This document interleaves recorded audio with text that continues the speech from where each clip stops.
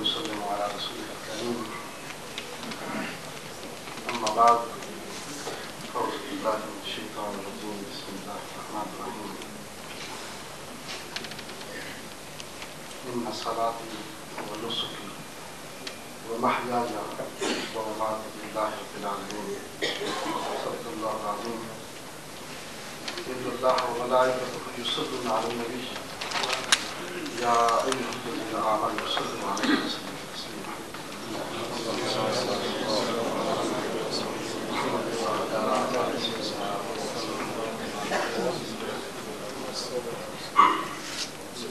سيدي ومرشدي أمين ضمانات خصوصي عمر خلق اللطيف أمين حسنات شخصا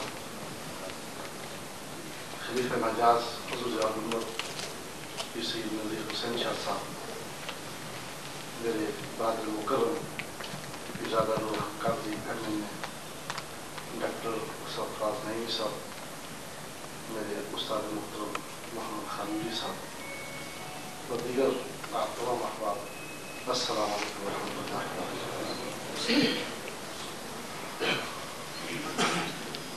میرے لیے حضور امت رحمۃ اللہ تعالیٰ کی زندگی کے حوالے سے گفتگو کرنا اتنا آسان نہیں ہے۔ میں اصل میں یہ سوچ رہا تھا، کل سے میرے ذہن پہ میری یہ بات تھی کہ میں کیا گفتگو کروں، جیسے کہ لفظ ذرا نور حق صاحب نے ارشاد فرمایا، اس لیے کہ میں اسکالر نہیں ہوں، خطیب بھی نہیں ہوں، عالم بھی نہیں ہوں، میں ایک چیریٹی ورکر ہوں جو غریبوں، یتیموں اور مسکینوں کے لیے جھولی پھیلا کر مانگا کرتا ہوں۔ چنانچہ اگر کوئی مفسر ہو تو آپ کی تفسیر کے حوالے سے گفتگو کریں، اگر کوئی محقق ہو اللہ رب العزت سے جو تحقیق کے میرا آپ کو مقام عطا کیا اس کے اوپر گفتگو کریں۔ میں ان تمام چیزوں سے چونکہ عاری ہوں، اور اس لحاظ سے میری یہ خواہش ہے کہ زندگی کی جو لمحات حضور امت رضی اللہ عنہ کی خدمت میں گزارے تھے میں آپ کی خدمت کو پیش کروں، اور اس سلسلے میں اس کی اہمیت میں اس لحاظ سے زیادہ سمجھتا ہوں کہ یہ واقعہ حضور امت رحمۃ اللہ علیہ نے ہم کو بیان فرمایا۔ پنجاب یونیورسٹی نے آپ کو حضور داتا صاحب رحمۃ اللہ علیہ کی ایک چیئر انہوں نے بنائی، ایک ڈپارٹمنٹ کا آغاز کیا، اور خود مشورہ کرنے کے بعد آپ کو اس کا سربراہ مقرر کیا۔ آپ ان دنوں میں شریعت کورٹ کے اندر بہت زیادہ مصروف ہوا کرتے تھے، چنانچہ ایک دن وقت نکال کر خدا فرماتے کہ میں یونیورسٹی والوں کے پاس پہنچا، وائس چانسلر صاحب سے ملاقات ہوئی، آپ نے یہ ذمہ داری مجھ سے پوچھے بغیر مجھ پر یہ سونپی ہے، تو آپ کیا کرنا چاہتے ہیں؟ آپ نے فرمایا کہ سب سے پہلے تو یہ میں معذرت خواہ ہوں، میرے پاس ٹائم نہیں ہے، لیکن اگر آپ نے یہ چیز قائم کی ہے، یہ ڈپارٹمنٹ قائم کیا ہے، ان کا مقصد آپ کا کیا ہے؟ آپ نے فرمایا کہ اس نے جواب دیا کہ ہمیں اس کے مقصد کا خود علم نہیں ہے، یہ ساری ذمہ داری آپ کے اوپر ہے اور آپ ہی نے اس کو طے کرنا ہے۔ آپ نے فرمایا کہ میں نے صوفیہ کرام کے حوالے سے ایک بات پڑھی ہے کہ ہم میں سے ہر شخص صوفیاء کی کرامات کو بیان کرتا ہے، فلاں صوفی کی یہ کرامات تھی، فلاں کی یہ کرامات تھی۔ کسی نے اس بات کے اوپر گفتگو نہیں کی کہ وہ صوفی مقام کرامت تک کیسے پہنچا، اس کی ذات کے اندر صفات کیا تھی جس کی بنا پر اللہ رب العزت اس کو اس عزت کے مقام کی طرف فائز کی۔ برادران اسلام، یہی بات میں حضور امت رحمۃ اللہ علیہ کے حوالے سے آپ کی خدمت میں پیش کرنا چاہتا ہوں۔ میرے تجربات بلکہ مشاہدات جو میں نے آپ کی خدمت میں رہ کر حاصل کی میں آپ تک پہنچانا چاہتا ہوں، اس لیے کہ تاکہ آپ کو پتہ چلے کہ جس ذات مقدس کے حوالے سے ہم آج اکٹھے ہوئے ہیں، وہ ذات اپنے جلووں کے اندر اور اپنی خلوتوں کے اندر وہ کیسی شخصیت تھی۔ کہیں یہ تو نہیں تھا کہ خلوت کے اندر اور تھی اور جنت کے اندر اور تھی، جس کا ظاہر اور تھا اور باطن اور تھا۔ یہ حقیقت یہ ہے۔ پچھلے 1977 سے لے کر 24 سپٹمبر 1997 سے لے کر اور آپ کے 20 سال تک زندگی کا ایک لمحہ بھی ایسا نہیں گزرا کہ آپ کی ظاہر اور تھی اور آپ کا باطن اور۔ جو ظاہر میں تھے وہی باطن میں تھے، اور جو خلوتوں میں تھے وہی جلوتوں میں تھے۔ جو ہم نے آپ کو گھر کے اندر دیکھا، ڈارک روم کے اندر دیکھا، جب ایک بڑے سٹیج کے اوپر دیکھا تو پھر اسی حالت میں اللہ رب العزت نے اس عظیم مقام کے اوپر آپ کو فائز فرمایا تھا۔ بلکہ میں اکثر یہ کہا کرتا ہوں کہ جب ہم کتابیں پڑھتے تھے، صوفیہ کرام کے اقوال پڑھتے، ان کے حالات زندگی کو پڑھا کرتے، پرانے صوفیاء کو، تو دل کرتا یار ان لوگوں کو دیکھنے کا کبھی موقع ملتا۔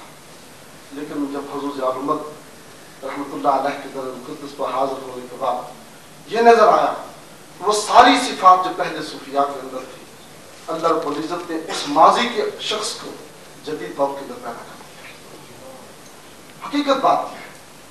اور آج ہم لوگ سارے سینکڑوں کے حساب سے یہی نہیں ہے، لاہور کے اندر یا بھیرا کے اندر یا اسلام آباد کے اندر آپ کا جب وصال ہوا، اب سالانہ جو آپ کے عرس ہوتے ہیں، اللہ رب العزت نے قوم کے دلوں کے اندر اتنی محبت اس شخص کے لیے پیدا کر دی ہے، چاہے وہ لندن کی سرزمین ہو یا ملٹن کینز کی، نوٹنگھم کی سرزمین ہو یا نیو یارک کی ہو۔ جس دنیا کے شہر کے اندر کسی کو یہ پتہ چل جاتا ہے کہ حضور ضیاء الامت کے حوالے سے گفتگو ہونی ہے، لوگ محبت کے ساتھ اس کے اندر شریک ہیں۔ میں ایک اور چیز کے اندر حیران ہوتا ہوں، کسی شخصیت کے متعلق بات کرنا اور اس کو بیان کرنا بار بار لوگ پسند نہیں کرتے۔ آپ آپس میں بیٹھے ہوں، کوئی شخصیت یہ بیان کر رہی ہے، وہ یہ ایسی تھی، وہ ایسی تھی، وہ ایسی تھی، لوگ کہتے ہیں ٹھیک ہے یار، لیکن انسان تھا۔ لیکن اللہ رب العزت کے جن کاموں کو قبول کر لیتا ہے، اللہ رب العزت ان کے تذکرے کو لوگوں کے دلوں کے اندر محبت کے ساتھ ڈال دیتا ہے۔ حضور ضیاء الامت رضی اللہ عنہ کی ذات وہ ہے کہ آپ سارا دن بیٹھے رہیں، آپ کبھی تنگ نہیں، اللہ نے آپ کو صرف عطا فرمایا۔ میں 1977 کے اندر 1970 کے اندر 24 سپٹمبر تھی، نماز مغرب کا وقت تھا، اور بیرا شریف کے اندر دارالعلوم کے اندر پہلا قدم رکھا۔ میں آپ کو یہ یہاں بیان کرنا چاہتا ہوں، اللہ رب العزت نے اس ذات مقدس کو کن بڑی صفات سے نوازا تھا، کس طرح لوگوں کو اپنے قریب کیا کرتے تھے۔ لوگ جب بڑے ہو جاتے ہیں تو فاصلے پیدا کرتے ہیں، تاکہ یہ بڑی فلسفی ہوتی ہے کہ جب بڑے ہو جاتے ہیں تو لوگوں کے درمیان فاصلہ پیدا کرتے ہیں۔ اس لیے فاصلہ پیدا کرتے ہیں کہ لوگ ہم کو بڑا سمجھیں، لیکن جو اللہ کا ولی اور صوفی ہوا کرتا ہے، وہ لوگ اپنے قریب کر کے اپنی ذات کے حوالے سے ان کو ظاہر کرتا ہے۔ نماز مغرب کا وقت تھا، اذان ہو رہی تھی، بیرا شریف کی سرزمین میں دارالعلوم کے اندر داخل ہوا، فرسٹ ٹائم سامان رکھا، مسجد میں حاضر ہوا، نماز مغرب ادا کی۔ ہمارے دوست ملک قاسم علی سے یہاں تشریف فرما ہے، ان سے نماز کے فوراً بعد ملاقات ہوئی۔ ملاقات کے بعد میں نے بتایا کہ میں حاضر ہو چکا ہوں۔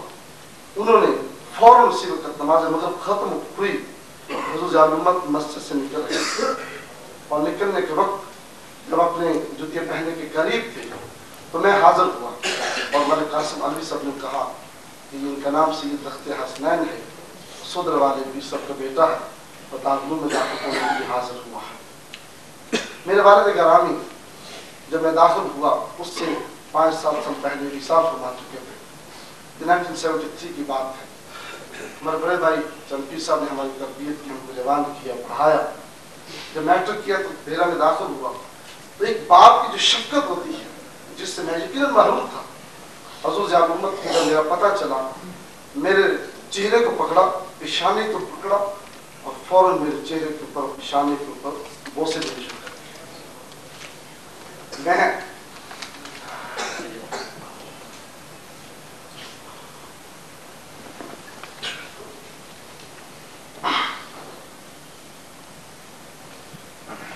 یقیناً یہ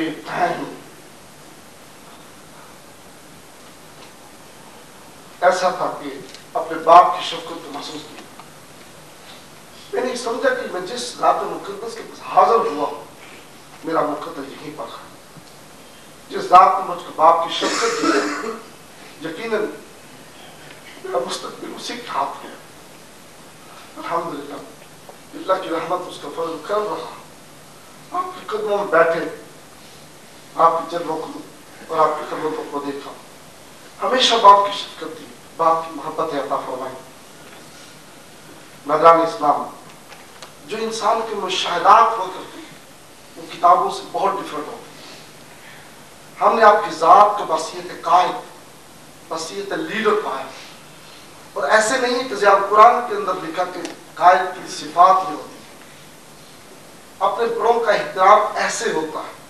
یہ نہیں کہ ضیاء نبی کے اندر لکھا کہ ایسے کیا یہ ایسے ہوتی ہے اور لوگوں میں تمہیں اپنے عمل سے دکھاتا ہوں کہ کیسے ہوتی ہے. 1978 کی بات ہے. آپ کی والدہ محترمہ کا وصال ہوا. حضور شیخ الاسلام